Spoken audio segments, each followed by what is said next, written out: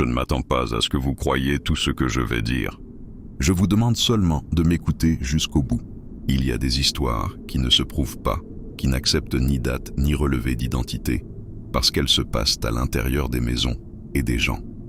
J'ai appris que la vérité, dans certains récits, tient comme une lumière faible dans une pièce trop grande. On s'y déplace à tâtons.